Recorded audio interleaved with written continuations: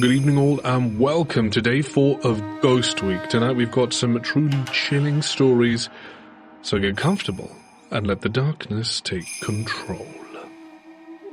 My great-grandparents lived to be so old I not only remembered them, but was close to them. As a child we used to celebrate Thanksgiving with all their descendants in the area. Our family gatherings were so large, the Boy Scout building was rented out. There were a lot of people.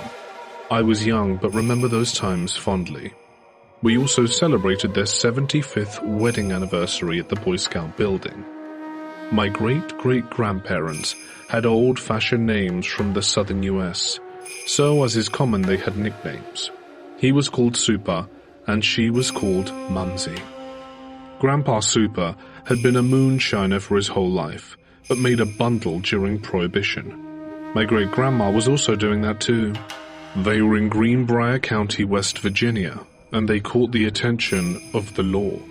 So everyone packed up and moved to this tiny place in western Oregon, not too far from the coast, a perfect place to start over. Many years later, Mumsy and Super are now in a nursing home. They had to be put in separate rooms because Super would sneak out and go to the bar or buy whiskey, and Mumsy didn't like that. So they would bicker. Mumsy died first. My parents thought I was too young to go to the funeral. They realized they should have let me go. That was the first person I had known who had died. I was very sad as I realized I couldn't go visit her anymore. My mum told me Grandpa Super asked where I was and told her he wanted me there, as we were quite close. A few months later, a nurse and a CNA go into Super's room to check on him. They had to check a lot, as he went on a binge after Mumsy died. The nurse entered the room. The CNA stayed at the door. Super was sitting on the edge of his bed looking at the rocking chair in his room and carrying on a conversation. The nurse asked Super who he was talking to, pointing to the empty rocking chair. He answered, "Mumsy, of course, she's sitting right there," pointing at the empty rocking chair. Then Super added, "Isn't she beautiful?" I fell for her the moment I laid eyes on her. Here we are, 12 children, too many grandchildren to count, and married 76 years. And she's the only woman who ever turned my head. The nurse thought that was sweet, but starting to get spooked. They bickered all the time when he was here, and now he was gushing about his dead wife. The nurse said, "Super, you remember Mumsy died 4 months ago?" Super looked at her and replied, "I know that. I went to her funeral. But she's here now."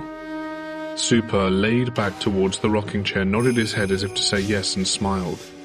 Super then looked at the nurse and said, "Mumsy says it's time to go." Super then tipped over, dead. The nurse was looking at Super and ran over to check to see if he had any signs of life. He didn't, and he let it be known he was not to be saved from passing. The CNA stayed at the door, with her jaw hitting the floor. At the same time Super died, the rocking chair rocked as if someone was getting out of it and standing up. This is what was related to my great-great-grandmother at the time. Years later, my great-grandmother was in the same nursing home. The CNA still worked there and she told me the story. She thought it was a very elderly man reflecting on his life, imagining his departed wife was there, until the chair rocked. Then she realized it was all real. She has seen many things since. At the time she was new, and it was her first. But now, she knows better. I'll start this by saying I'm not into supernatural experiences and never gave them much thought until my own. This story is 100% true, and I would swear on any religion or dead relative that what I say is the honest truth. I grew up in a very old home, for my area standards anyway. It was built in 1929, coming up on its 100th birthday by a well-known Spanish revival architect, and the area back then was pretty much all agricultural. This particular home was the place built to house the family that owned the citrus orchards in a 10-block radius. Since it was an orchard home, it had some quirks, like a built-in trash furnace chute. goodbye bad report cards, full basement which they used for cold produce storage, and some truly stellar hiding spots. We moved there when I was 6 years old. To understand this story, I'll give a description of the layout where my story takes place. The home was what some might call a grand hall entrance, complete with a grand staircase. It wraps around the 3 walls. The top of the main stairwell is shaped like a giant square, and you get to the top landing. Then you follow the giant square walkway around the rooms consisting of my sister's and my hallways, which has my bedroom, my sister's bedroom and our shared bathroom, and our parents' master suite at the end of my walkway. Pretty much you have to walk past our hallway to reach my parents' bedroom. My sister and my hallway can be closed off from the main stairwell walkway by shutting a door with the lock. Note, if you don't lock the door, it won't stay shut, as it always swings slightly ajar. Like I said, it's an old home and they have their quirks. The lock was on the inside, so only someone in my hallway could unlock it. In other words, no lock access from the main stairway. When I stayed at home alone, I always locked the hallway door. I was never scared in my home, but it felt better to have that extra layer of protection anyway. To the point where I was nearing graduation from high school, I was at home alone. My sister had gone to college years before, and my parents were on a weekend vacation to the mountains, which are only an hour-and-a-half drive from our location. It wasn't unusual for them to leave for the weekend since I was already 18 and responsible. I never drank to get drunk, never tried drugs. Sometimes I'd have my best friend come over and we'd watch movies, or have the soccer team come over to swim. Nothing was very crazy, and my friends were always polite and never left a mess, so my parents didn't mind if I had people over when they were out of town. On this particular evening, I was alone, because I had a soccer tournament the next morning. Now my bedroom door was on the far left side on the same wall as my headboard. From where my head was on the pillow and laying on the left side of my body, my sight line is directly at the space where people would walk into my room. That evening I was sleeping. Nothing crazy in that. I usually do wake up a few times every night to adjust. But that evening I rolled over and with sleepy eyes saw a figure in the doorway. In my sleep haze I recognized the detail of this person. He was wearing overalls that had stains on the knees and wearing a white shirt with the sleeves rolled up. His hair was mid-length, dark with loose curls in them. Now here is the kicker. He waved. Not like a normal wave, but what I call a tinkle wave. The kind where your fingers go down slightly one after the other and you repeat the pattern. I closed my eyes thinking it had to be some weird sleep thing where the dream and reality would meet. I opened my eyes and he was gone. The truly bizarre thing was I wasn't frightened in any capacity. If anything, there was a sense of calm. I chalked it up to a weird dream and that was that. The next morning I woke up, got ready for soccer, unlocked the hallway door and went downstairs and went to my soccer game. Business as usual. I never mentioned it to anyone because who would care? It was a weird dream. No one had been there since the door had been locked. Fast forward to 6 years after the weird dream. My sister was getting married and one of her bridesmaids, Ali, was from out of state. My family had known Ali for years, so rather than her pay for a hotel, she stayed with us. Since I was on break from college for the wedding, I was staying with my parents as well. My sister's room was a wreck with wedding chaos, so I cleaned up my old room for Ali to stay in while I stayed in my sister's old room. The morning of the wedding, I drove Ali, Sarah, another local bridesmaid, and myself down to the venue to get ready. It was about an hour's drive to the venue from my parents' home, and we talked about our old high school, current life and stuff. We were about halfway to the venue when Ali mentioned not getting a great night's sleep. Being a good hostess, I asked what was wrong and if there was anything she needed, since she would be staying in my room for a few more nights before leaving. And I'll never forget this part. She said, "No, it was fine, but the guy in your room wouldn't go away. He just kept waving." Y'all, I almost swerved into the freeway K-rail barrier. I asked her to explain what she meant. Ali told me. She woke up at around 3 a.m. because her phone dinged an alert. She looked at the doorway and saw a man standing there. He looked at her for a minute, then waved the tinkle wave. She mimicked the wave to me exactly. By that point I must have been as pale as a sheet. She then went on to describe his appearance. She described him with the exact same details, added he had a bandana on the lower side pocket of his overalls, and after this, she and Sarah could obviously see I was pretty rattled. I told them what I had seen years before in the same place with the same details. As I said before, I had never mentioned this story to anyone. Why would I? It was a dream. Ali then told me she's sensitive to spirits, that she's had many encounters and can feel their energy. And as I've stated before, I had never believed in any of this stuff prior. She then told me not to worry because he was a benign spirit and just wanted to make his presence known. This matched my own interaction because I never once felt threatened, which normally wouldn't be in the case with a strange man in the bedroom while I was home alone. I remember seeing him and thinking, I should feel frightened, but I never was.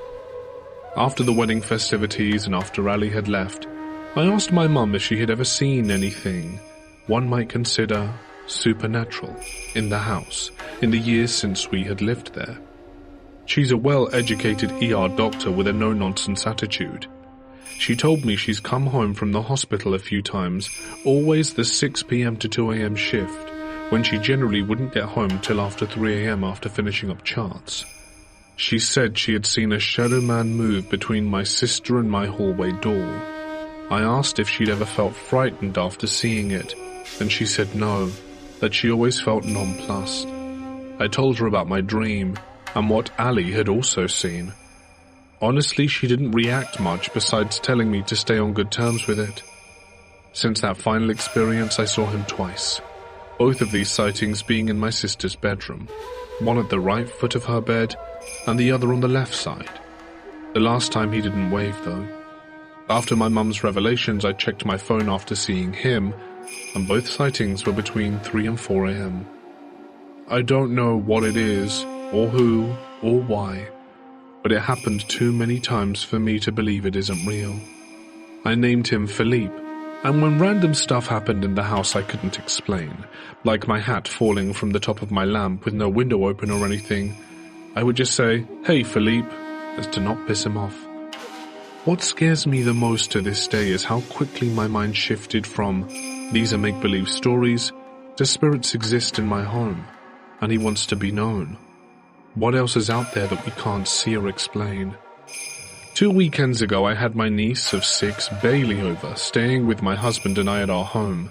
She had left her favorite pink sparkle jelly shoes at Grandma's house, aka the story in the house I just read, when she had spent the night there, and since I didn't live very far I told her I'd take her over there to pick them up.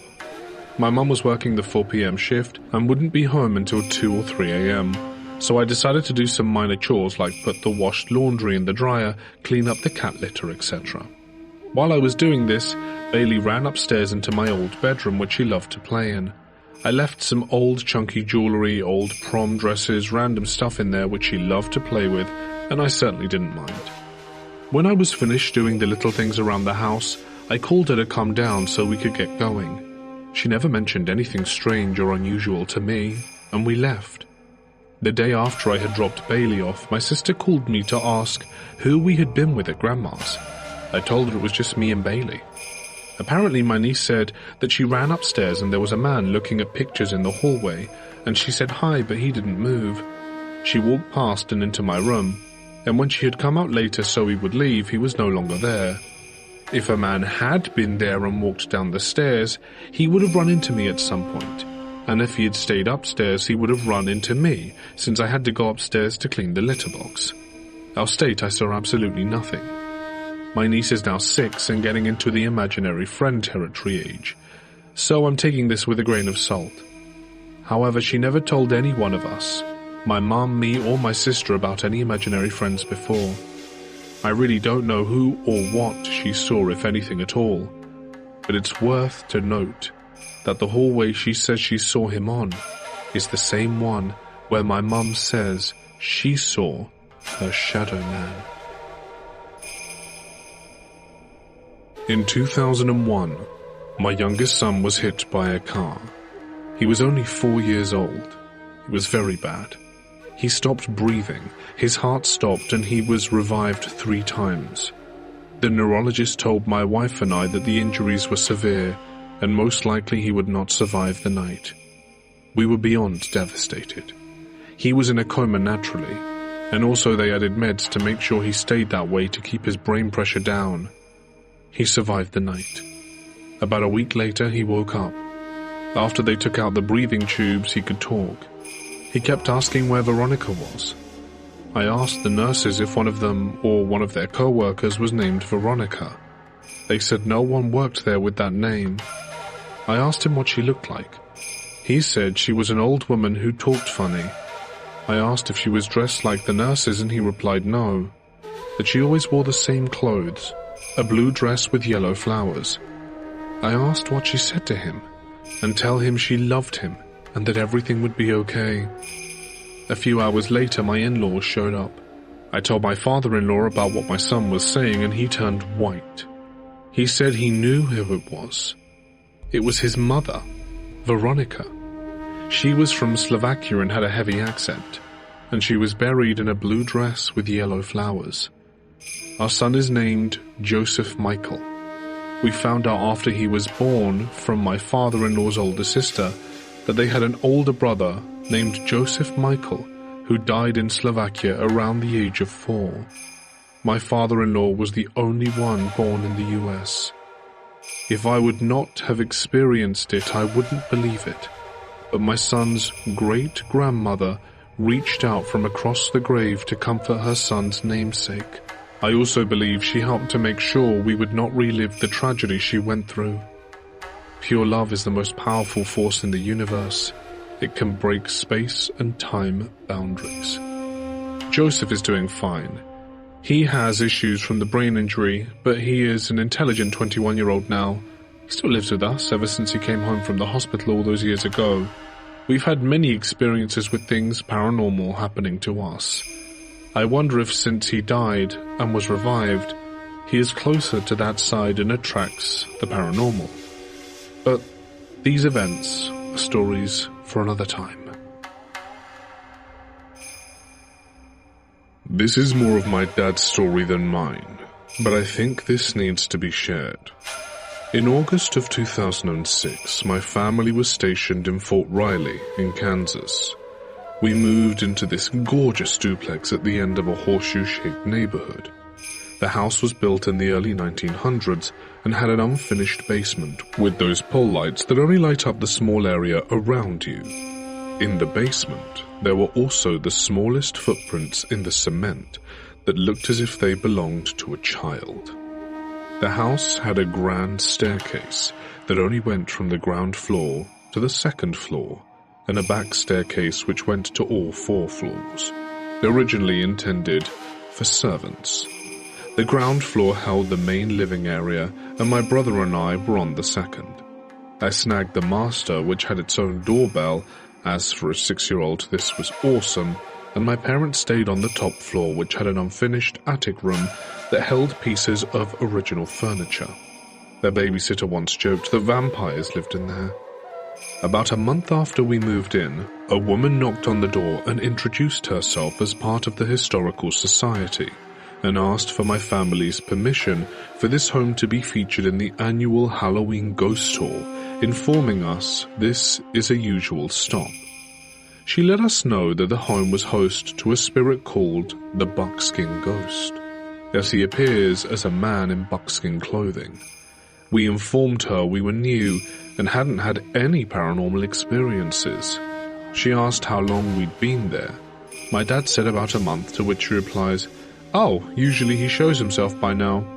My dad politely declined to be on the tour. I think my parents either didn't believe or were scared. We were still unpacking things at this point, mostly boxes that were in the garage, which was attached to the back stairwell near the basement. That's when Dad noticed the light in the garage was out and went to change it. Completely normal thing.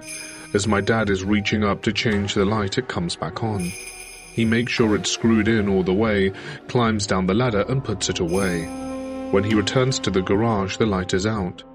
Confused, my dad fetched the ladder again. He returned. The light's back on. Frustrated, he moves the ladder out of the way and the light goes off. So he sets up the ladder, climbs up, and as he's reaching to change the light, it comes back on. My dad is now beyond frustrated and yells, "Stop messing with me." The light comes back on and doesn't go out the entire time we lived there. This was our introduction to the next 10 months. Other odd things happened in the home, like the radio turning on to the static section extremely loudly, and there were rooms in the basement our dog simply would not go in. Any times things would happen, we would refer to Bucky acting up. While we lived there, we learnt more about the base's haunted history. We even purchased a book of ghost stories, which included our home. The book also featured a story of a little girl who befriended a ghost, and they would play with dolls. When that family moved out, the girl left her doll at the house for her friend. Remember the original furniture that was in the attic? When we first moved in, we looked in all the drawers, and in one of them was that doll. One I didn't learn anything about until months later. I don't know what happened to the doll, but I only saw it the once. For the most part, nothing too terrifying happened in the house. That was until my dad stayed there by himself. He was a night pilot, meaning he usually slept during the day. And one day he was woken up by the sound of heavy footsteps coming up the stairs at the base level. My dad got up, opened the door, and asked if anyone was there. Immediately the noise stopped. My dad went to check the windows overlooking the street to see if a service van was at the house. For those who haven't lived on a military base, they occasionally send people to the home to do things like change air filters. My dad didn't see anything and went back to bed. But he was again woken up to the sound of heavy footsteps on what he perceived to be as the second floor. My dad shot out of bed and went to the door, and as soon as the door was opened, the noises stopped. He yells again, "Is someone there?" No response. So he goes and lays back down. My dad then hears items of furniture moving in the room opposite the wall in front of the bed. The one with the original furniture items. He jumps out of bed and leaves the house without a second thought. It wasn't until he was at work later he realized he would be going back to the house alone, and questioned what was in the house with him. I was 6 when all of this went down, and for years we have talked about these experiences and others that happened there to friends and family. We've continued to check for more stories online about this house. Others have also experienced a friendly but mischievous ghost affectionately called Bucky. I've had other strange experiences throughout my life, and I believe this house is what opened them up to me. I'm now dating a man who was a skeptic, and while visiting my home in Florida, my dad shared this story with him. The light in the kitchen was flickering throughout his retelling. Jokingly, my boyfriend yells, "Stop messing with me," when it flickered off. The light immediately turned on and continued to stay on while we visited. Don't believe me? Look up the ghost of 85B Schofield Circle, Fort Riley, Kansas. There are plenty of stories from the base that deserve to be heard, including this one, and I encourage those who have made it this far to do some additional research on this haunted military base. And if you live in this house, please let Bucky's story be told on the ghost tour. Last night I stayed over at my boyfriend's house. His bedroom is in the basement, tucked into one of the corners. It's always a bit dark and quiet down there, which usually makes it easy to fall asleep. Around 4 a.m. I woke up for no apparent reason. I was lying on my side facing my boyfriend as he slept. I stayed like that for about 30 to 40 seconds, just staring at him and trying to figure out why I was awake. But then this weird feeling crept over me, this deep, uneasy sense that I should turn around. I hesitated for a moment, but the feeling wouldn't go away, so I started to roll over. As I turned onto my other side, I glanced towards the door. That's when I saw someone standing there. At first, I thought it was his mum. It was a figure with the right kind of height and build, just standing still near the doorway. But my brain immediately snagged on the question. Why would his mum be in his room at this hour? I only had a split second to process this thought before the figure started moving, coming towards me. That's when it hit me. This isn't his mum.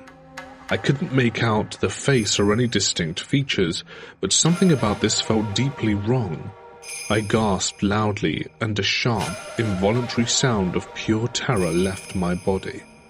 My boyfriend woke up immediately, startled by my gasp. At the same time, whatever I saw bolted into the corner of the room and vanished. 1 second it was there, moving, and the next it was just gone. I didn't say anything to him about it. I couldn't find the words, and honestly I didn't want to sound crazy, but I was wide awake, my heart pounding. I know it wasn't a dream. I was completely aware of everything. Now that I think about it, I can't shake how unsettling the whole thing was. Who or what was that? Why did I feel so compelled to turn around in the first place? I'm still spooked, and I can't stop replaying it in my head. I lived in an apartment building in the 70s, with plain white walls that seemed to stretch on forever. It wasn't fancy, but it had plenty of space for me and my pets, 2 cats, one called Conejita and the other called Chibigon, and my 3 dogs. The apartment didn't have a balcony, but the living room was large enough for the animals to roam freely. It was a quiet place, with no flickering lights or odd noises, just the peaceful hum of the old building around us. Everything felt routine, until one unsettling afternoon. That day after lunch, the sun streamed softly through the windows, casting a warm glow across the plain white walls. Conejita and Chibigon had nestled into their usual nap spots on my bed, basking in the stillness. I was in the living room sipping coffee and reading, when an eerie growl shattered the calm. It was Conejita. I recognized her low, guttural growl immediately, which was strange because she was usually so gentle. I rushed to the bedroom and found both cats wide awake, their fur bristling, eyes wide with fear. Conejita was standing rigid, hissing at something in the corner of the room, while Chibigon, the bolder of the two, stood beside her growling fiercely as well. Then I followed their gaze. There was nothing there, just the bare white walls and the shadow of the chair in the corner. But the cats were utterly terrified. They hissed and growled at whatever they believed was in that corner, refusing to back down. It was as if they could see something I could not. Something invisible, but undeniably present to them. I called their names, trying to calm them, but they remained frozen in fear until all at once they bolted. Both cats dashed out of the room, racing down the hallway into the living room, where they hid behind the couch.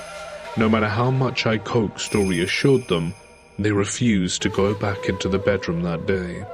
I spent the rest of the afternoon thinking about what could have triggered them. Cats could be sensitive to things like changes in air pressure or distant voices, but this? Their reaction was too intense, too real. I checked the room thoroughly. There were no drafts, no hidden critters in the walls, no reason for them to have acted the way they did. And yet, they wouldn't set foot back in the room. For the next few days, Conejita and Chibigon avoided the bedroom entirely. They would slink past the doorway with wide, wary eyes and preferred to stay in the living room or hallway. It was as if the bedroom held something they wanted no part of. I started to get used to the idea that maybe they had sensed something I couldn't explain. But then, just as suddenly as it had started, their fear seemed to fade. Slowly they began venturing back into the bedroom, cautious at first, then more comfortably, until life seemed to return to normal. I nearly forgot about the strange incident until a few weeks later. I was cleaning the bedroom when I noticed something odd on the wall near the corner where the cats had fixated that day. It was a small, sticky patch of something. It looked almost like glue or residue, though I had no idea how it got there. I touched it, and it felt strange, slightly cold and tacky, but nothing too alarming. I cleaned it off without much thought, figuring it was just some random build-up. But then a few days later it reappeared. The sticky substance was back in the exact same spot. I wiped it off again, puzzled, but it returned once more, and by then I couldn't ignore it. I had seen a movie once where a similar substance appeared, ectoplasm they called it, something left behind by ghosts or spirits. But I didn't believe in the paranormal, yet the idea lingered. Could this be connected to what the cats had seen, or thought they had seen that day? They had acted as if they were staring straight at something in the very corner, and the sticky substance kept reappearing, as if trying to make itself known. I found myself wondering if someone could have died in that room. The apartment was old, and who knew what had happened before I moved in?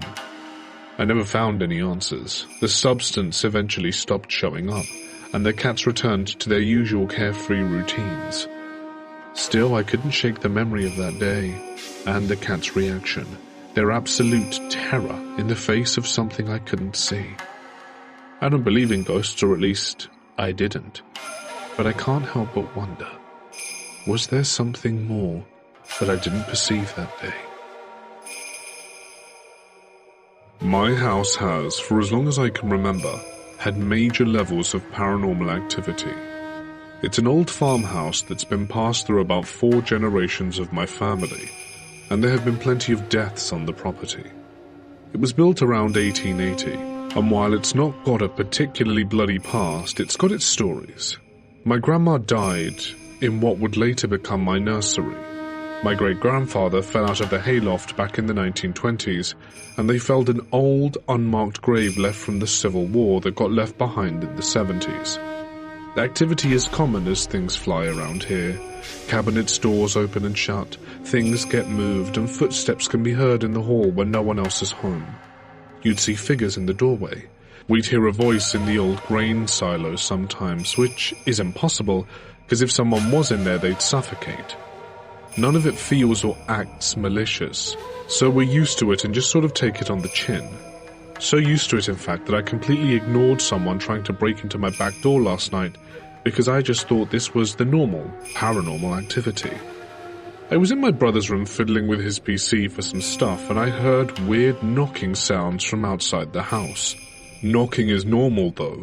It's usually inside, but I went ahead and ignored it.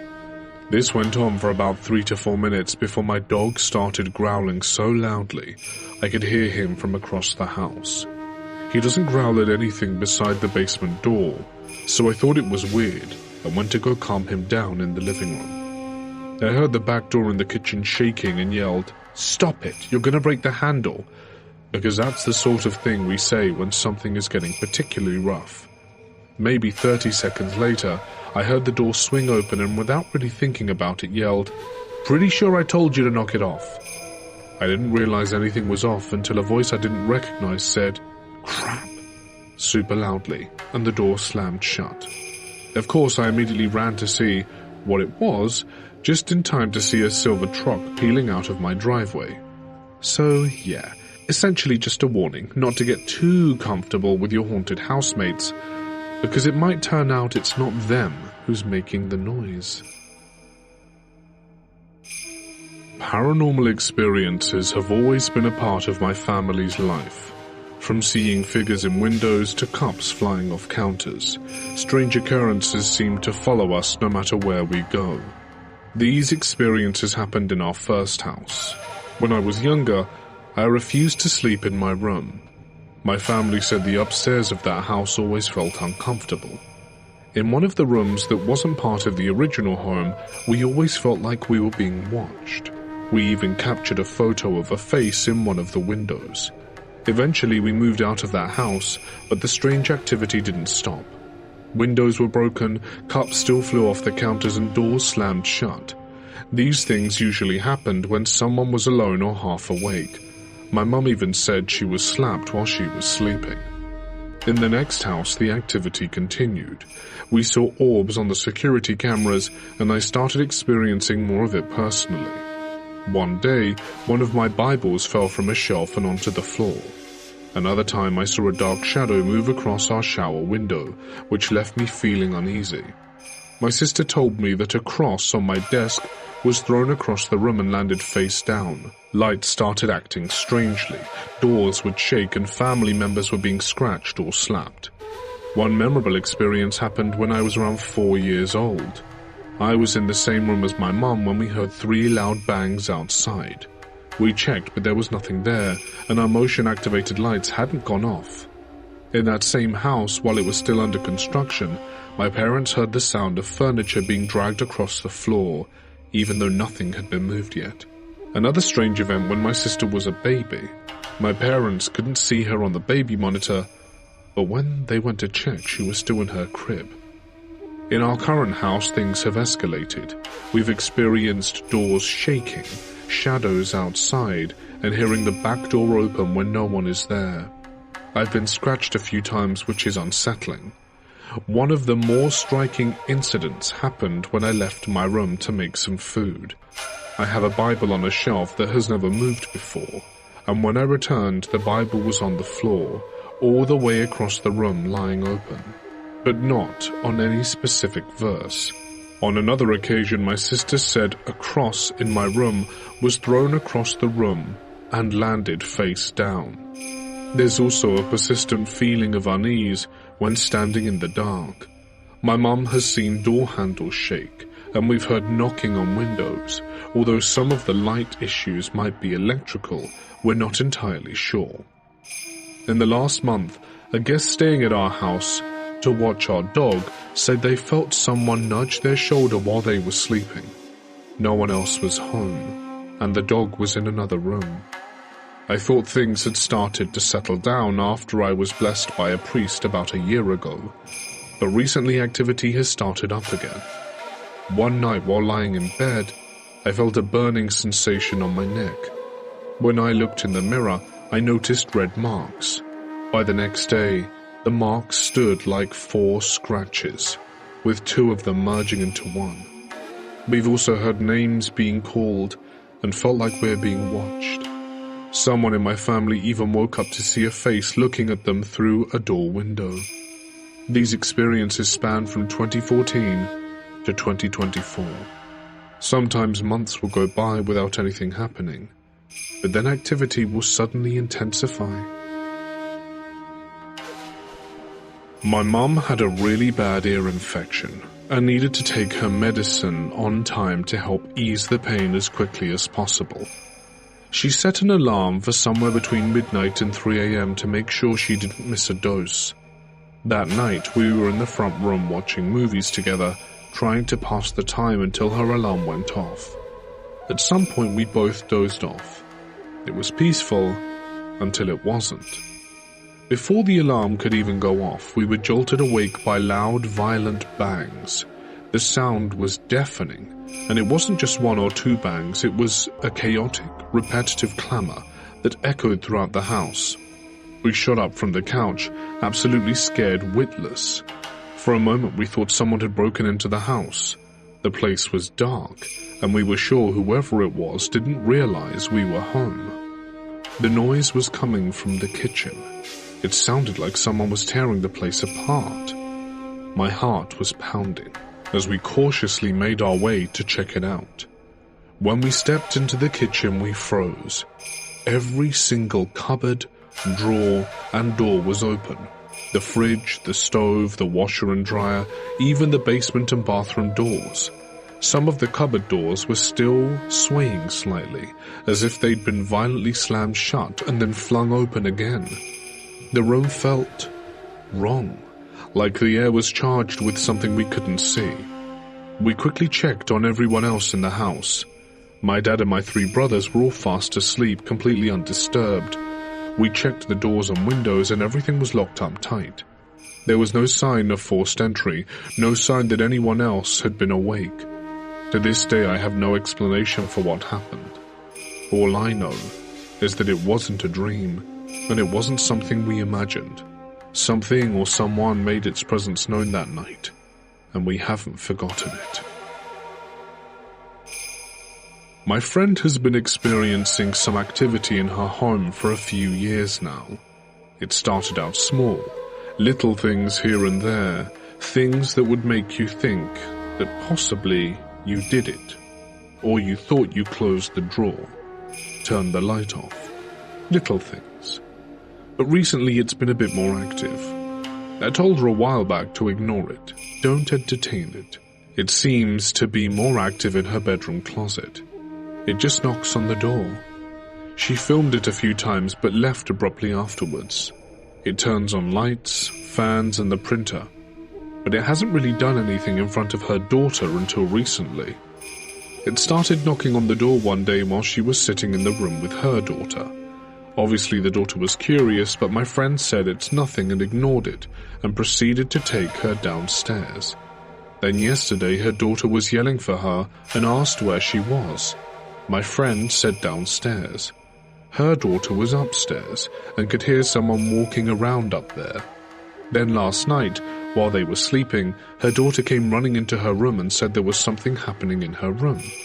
My friend just said to sleep in bed with her and they will look in the morning. So when they got up and looked, her mirror that was on that door was smashed, and also a glass decoration she had in there. I'm not an expert by any means, but I feel like my friend ignoring it is pissing it off, and it's moved on to the daughter, which is definitely reacting to it. Is there anything she can do to help the situation that won't piss it off? I also know this sounds really stupid, but my friend has lupus, and ever since this thing has shown up, her health has gotten bad. It's literally one thing after the other. Could this be at all related? Anyway, in August of 2021, my friend and I were flying out to Seattle, Washington for a vacation, so I spent the night at her house since we were leaving early in the morning. We were sitting in her family room the night before we left, just talking, and I could see her living room from my side view. As we're talking, I saw a tall, dark figure walk from what I could guess was her stairs into her front living room. I thought I was just seeing things. She had asked me if I was okay. I said yeah, thinking I was just seeing things, until about 10 minutes later when it happened again. But I was heading back to the stairway area. I didn't tell her about it until we were on our way to the airport the next morning. While we were in Washington, we spoke to her daughter, who was around 9 at the time. And my friend asked how she was doing. Her daughter said she was okay, but kept seeing the really tall man with the long fingers. We looked at each other and told her maybe she was just dreaming. She was like, maybe, but we knew it wasn't a dream, because that was exactly what I had just seen the night before. I work in a very old building that a few hundred years ago used to be a hospital. It's well known for being haunted, and even has a room in the basement where corpses were stored during the winter until they could be buried. One day I was there alone, and I heard a female voice humming a melody loud and clear from the basement. There is no remote possibility whatsoever that anyone else was in there, because the building was locked with the alarm on when I got there, and no one came in after. When she stopped, I called my friend, who didn't believe me and came to hear it, and after half an hour or so she started again. We both were terrified and ran out, and I never went in there alone unless it was midday and other people were there too. This was years ago, but I can still hear the voice and melody, and it scares me. Sometimes I wonder about who or what it was. Was it a female ghost or something pretending to be a female, humming calmly to draw us down into the basement? If so, it had the opposite effect, as we ran for our lives the other way. Has anyone experienced anything similar? A couple of weeks before the humming, I was working at my computer, and saw a tall shadow coming in from the door, opening to the left, and turned my head. Very quickly it went right through me, and it felt like being electrocuted. I heard a loud crack from my neck and fainted. When I woke up, everything was foggy and spinning, so I went home, but it persisted, and I got more and more neurological symptoms. Turned out my neck broke. The joint keeping my head on my neck had snapped. I'm fused now with titanium rods and a lot of screws, and tell everyone it happened because I turned my head and have an illness that makes my joints and ligaments weak, which I do. But I never told anyone what I saw when it happened. I thought I imagined it until months later I heard a colleague tell someone about how he saw a tall shadow come into the room and walk straight across it and out the other door. He was sitting opposite where I sat when it happened, so I was in the path it walked. I told him that I'd seen it too, and we discussed that it might be a doctor walking his rounds that's still here, as it is an old hospital. It sounds insane, which is why I haven't told anyone about what I saw except my partner. I'm afraid people will think I'm crazy. but I have all x-rays and pictures of my scar to at least prove my neck was snapped, but I have no way to prove what I saw when it snapped. I still work at the same company, but since that month, I've been working from home, and I only go there if there are meetings and it's crowded. It all started in 2016 when I moved into an apartment in New Brunswick with my daughter, Hayley Ann, who was just 2 years old at the time. A few months after we settled in, I overheard her talking in her room. I went in and asked, "Who are you talking to?" She pointed to her bed and said, "It's Mackie. He's sitting there." I froze, unsure of how to respond, and simply walked away, trying to process what I had just heard. A few days later, while visiting my mum, I saw Hayley Ann playing on a little slide. I noticed her wave her hand as if to say, "No," but there was no one there. She came running over to me looking concerned and mentioned Mackie but didn't elaborate. Later that night, I asked her what Mackie looked like. She told me he was 4 years old and had boo-boos. When I asked for more details, she looked beside her and said, "He was sick. He has tubes coming from his arms." Then she ran off, leaving me quite unsettled. One night I heard her crying softly, saying, "Mackie, don't sing that song, it scares me." She woke up screaming, claiming that Mackie was on the wall crawling and that he was scaring her. The next morning, as I headed to the laundry room, I saw a dark shadow figure wearing a black hat that looked like a cowboy hat. I had reached my limit. My downstairs neighbor, who was Native American, kindly offered to smudge my apartment. After that, things quieted down. In 2020, I decided to move to another apartment just up the road. A few months after moving in, Hayley Ann discovered the bathroom, which had an old-style 3-panel mirror. She could open the side mirrors and talk to the reflection in middle one. When I asked her what she thought she was doing, she replied, "Talking to my friends in the mirror." I thought it was a bit odd, but didn't think much of it at the time. However, she began spending more time in there, and one day I heard her say, "I can't wait for you to meet my baby sister when she comes. I will show her to you." At that point, I was pregnant with her sister Hazel. After hearing that, I decided she was no longer allowed to play in the bathroom. About a year later, I moved to a better place in Devon, and after 3 years of living there, the strange occurrences began once more. One day, my kids and I heard a woman singing, "You Are My Sunshine." It was unsettling when she started whispering it directly into my child's ear. It felt like something was mimicking us. One day, I distinctly heard my daughter screaming. I instinctively responded, but then it hit me. She was at a friend's house. One night, while sitting in my living room, my dog began to stare intently at the mirror. It was odd. He didn't even seem to be looking at his own reflection. I wonder what's going on here. Why am I plagued with all these paranormal happenings? And is there a way I can be rid of them? I'd like to preface this story with the fact that my mum passed away 6 months ago today. It was sudden, slightly unexpected, and happened only 2 weeks after my daughter was born.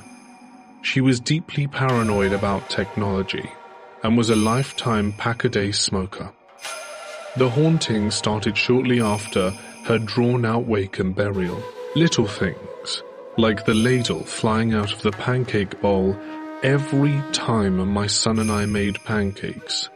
I easily brushed it off, but we just assumed she was saying hello. Fast forward to a week or so later, aside from the baby, the dog and the cat, I'm home alone. I greet my husband and son at the door, and we all take the baby into her room. As I get ready to lay her down on the changing table, I notice a long piece of what appeared to be the type of dust that falls from the ceiling fan. As I lean to brush it off, I notice it's cigarette ash, and it looks like it's been freshly flicked off a cigarette. She was notorious for not flicking it until it was outlandishly long. Surprisingly, the thing that weirded us all out was the fact that the changing table sits where my mum's old bed was when my parents first moved into this house. We joke often that on another timeline she's still alive, sitting in her bed smoking cigarettes. However, starting in the middle of the night, last night and running into today, my Alexa and my Google Home kept randomly saying, "The light is off." When I first heard it, I thought maybe my son or husband was silencing an alarm, and she just misheard them. Today it's just the sleeping baby and I, in a completely silent kitchen, and it's still randomly happening. I checked the activity on both devices and there was nothing. I really wanted to tell you all because I enjoy these stories, especially when I'm missing my mum. She was such a huge paranormal fan, and my sisters and I have always said if she were to try and communicate, it would be through pranks and electronics. I'm glad that in some ways my mum is still with me, and I wish you all a great day. The scariest moment of my life happened in 2019. At that time, I was 15 years old, and I'm female for reference. My best friend, of also 15, was over with me and we were hanging out with my two younger sisters of 12 and 8 in my living room. We got up to go to the front door, which passed this house's main hallway, which lined all 6 bedrooms of the house. As we're passing the hallway, we all freeze as we watch a woman in an old-timey wedding dress walk from one room into another, leading a little girl who looked exactly like my younger sister by the hand behind her. We all stood shaken. We talked about the woman and quickly realized only my friend and I had seen the little girl. After a few hours, we kind of forgot about it. This kind of thing is surprisingly normal in my house, and we don't know why. But later in the night, we split off. My two younger sisters go to their room, 2 steps across the hall from mine. My friend and I sat in the living room. In true teenage fashion, pulled out some weed and a homemade pipe. About 2 puffs in, I hear my younger sister running down the hallway. My friend quickly threw everything under my blanket as I got up. My sister was banging on my door, begging me to let her in. I was scared she would smell the weed, so I was fighting against her to keep it closed. The whole time she's screaming at the top of her lungs, "They're coming! They're coming! They're coming! Help me!" As I'm trying to keep the door closed, my friend and I has to get up and help. I'm talking to her through the door, saying, "Just go to your room, I'll be there in less than a minute." After probably a minute, the banging stopped all of a sudden. My friend and I looked at each other, scared the commotion woke up my parents, and they're about to smell the weed. I took a deep breath and counted to 10 before going across the hall to my sister's room. She has a loft bed, and when I walked in no more than 15 seconds after the knocking stopped, she passed out in her bed. My other sister Lacey is in there, and I go, "What did she want?" Lacey looks at me confused and asks, "Who?" I pointed to my younger sister in response. Lacey goes, "What do you mean? She's been asleep for like 15 minutes. I just got out of bed and was heading to my room." At this point I felt like I was being pranked, so I walked to my younger sister, who couldn't keep a straight face to save her life. And she's fast asleep. I checked her pulse and it was calm, and there was no way it could have been her banging on the door, climbing her steps and then pretending to fall asleep and slowing down her heart rate within the minute that had passed. I brought Lacey to my room and sat down with my friend. I explained to my friend that my younger sister was asleep, and she immediately got so frightened she teared up. Then I explained it to Lacey. She was banging on the door saying something was going to get her, and it took all of our body weight to keep the door closed. And I swore it was her. Lacey says there's no way. They'd been together the whole time. Now my family definitely at least has one entity attached to us, and it will show itself to us and other family members often. Usually it's just something we see from the corner of our eyes or a shadow standing in the corner of a closet. But there was something about this experience that was so bone-chilling to have someone not related to my family experience it. The struggle with this thing to keep my door closed, as it's using my sister's image to plead for me to let it in. What would have happened if I wasn't strong enough, and it did get in? What was its end game? After that experience, I have seen it as my younger sister a few times, walking in doorways in the reflection of windows behind me while doing dishes. It's terrifying, but we've mostly learned to live with it. What it is, I do not know. I'm a bus driver in a small town in England. I think I've picked up a passenger's soul on my bus. This happened 2 nights ago. I've worked with this bus company for 8.5 years. I've driven the same route for 3 years, and over this time I've got regulars that I get to know as I see them multiple times a day. Some young, some old, taking them to work or taking them to the shops and bingo. I often jump out to help the older passengers with shopping and whatnot. I have a passenger that I have taken for the full 3 years I've done this route, called Jane. She's an elderly lady who suffers from dementia. She was well functioning for the last 2.5 years, sometimes a little confused, but I was always patient and helped her however she needed. I used to pick her up from the bus stop right outside her house, a 10-second walk away from her door to the bus stop. Every day I'd take her from her house to the local shopping centre where she and her friends played bingo. Either way, her dementia worsened in the last 6 months after an incident on my bus where she got very confused and distressed. I had to stop my bus and try and settle her down. Someone on the bus knew her son, who thankfully worked nearby and came over to help. I told my manager, who understood, and approved for my passengers to get off my bus and get the next one just behind so that I could stay with Jane. Her son came and calmed her down, got her home and thanked me for the help. We spoke about Jane and I explained how we had become friendly over the last few years that I'd been on the route. I explained she hadn't freaked out like this before, and he said he knew, and she spoke fondly of me and that her dementia had worsened, causing her to have bad spells. He took my number and said he would get in touch to arrange a gift for looking after Jane. I insisted it was okay and didn't want a gift, but he insisted, and him and his mother left the bus. I never saw Jane again after that day, but I did see the son at the shops. He explained that Jane had got worse and unfortunately it wasn't safe for her to leave the house. I thanked him for letting me know and wished her all the best, and asked to be kept up to date with her condition as we had become friends over the years. This leads to last night. I had been covering the late night shift all week, when at around 11:30 p.m. I was driving by Jane's house. The bus was completely empty, but as I approached the stop I thought of Jane as I normally do. For some reason, however, I had an urge to stop the bus outside her house, as if someone were waiting to board. I could see there wasn't anyone there, but the urge was strong, so I did. I opened the doors and waited a second.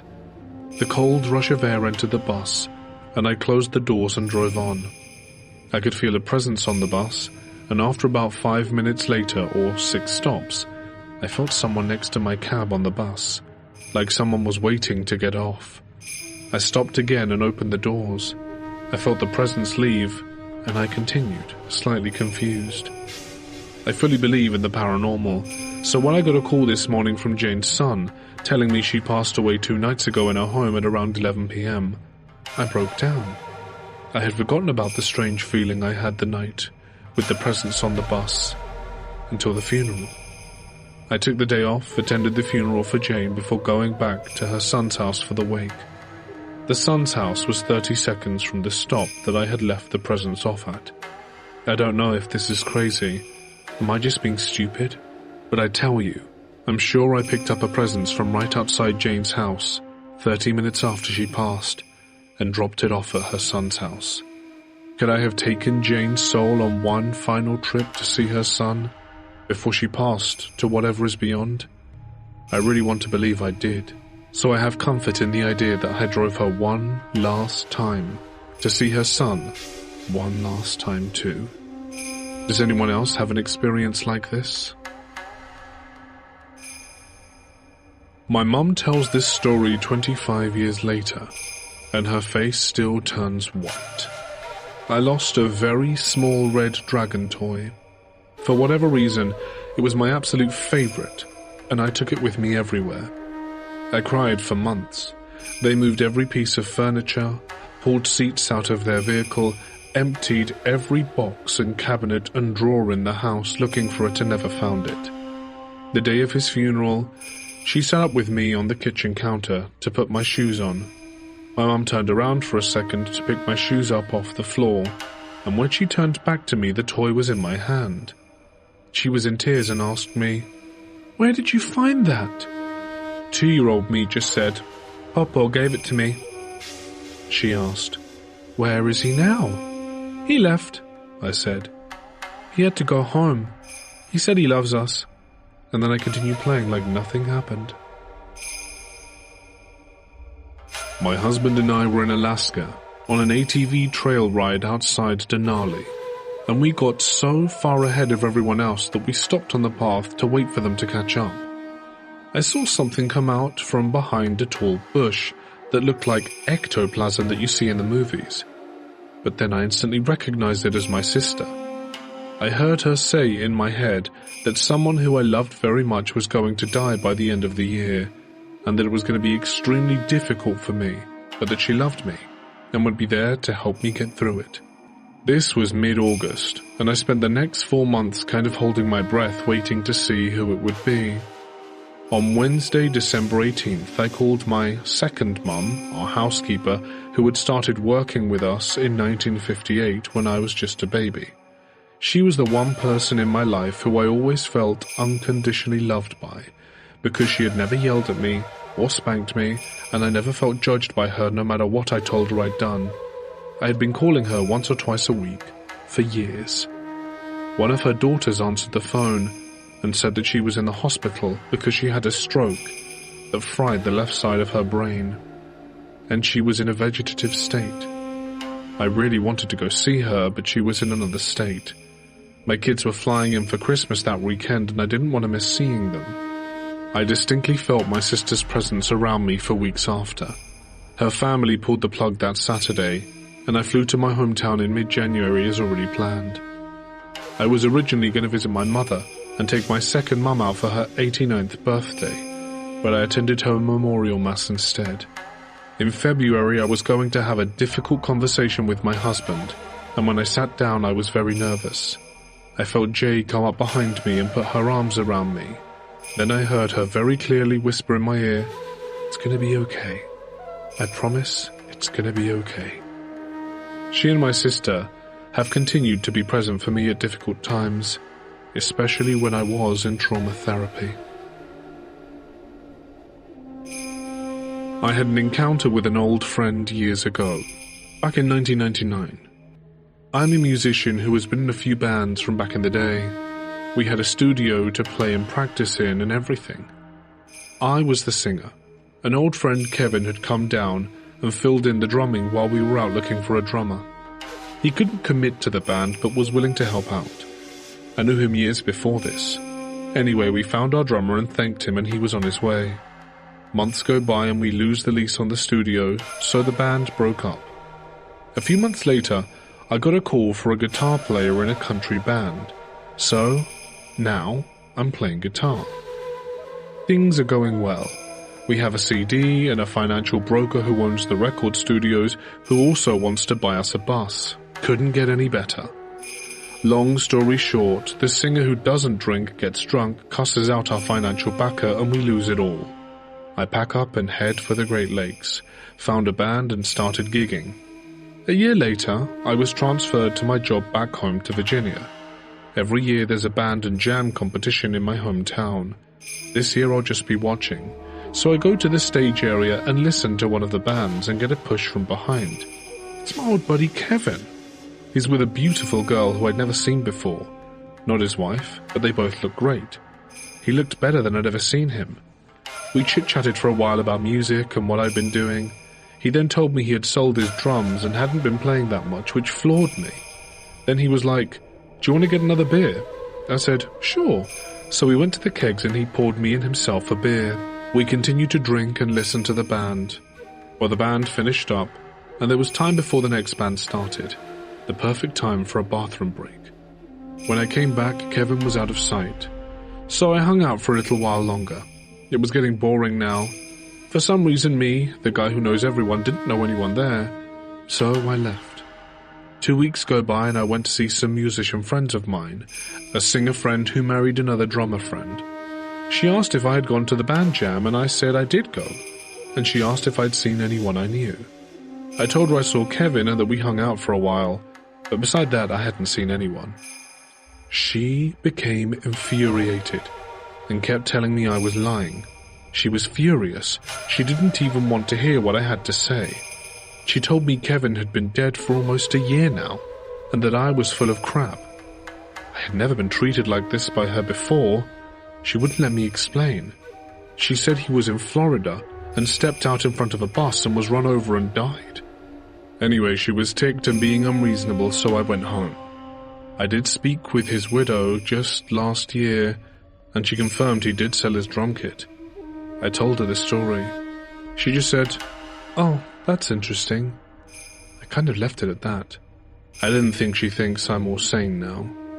I think what I experienced was real. That's my story. I got to hang out with an old friend for about 30 minutes even though he had passed away. I thought maybe he faked his death, but after talking with those that went to his funeral, well, he was in the ground. It happened. I spoke and saw with him and had a beer with an old friend. And that's pretty much all there is to it. I am Indian, specifically a Punjabi Sikh, and in my culture, some people believe in pitars. From what I understand, pitars are spirits connected to you, often family members who are stuck on Earth. It's said that they sometimes take belongings from the living. I've been dealing with this for years, and of late, it's become too much to handle. The first time it happened, I was a kid. My mum, who kept cash in the house, discovered that $7,000 had gone missing. It was just the two of us living in the house, so there wasn't anyone else who could have taken it. And a while later, 3,000 more vanished. Years later, something even stranger happened. My mum told me to go to her bank safety deposit box to take out a necklace. Inside the box was also her wedding jewelry gifted by her parents.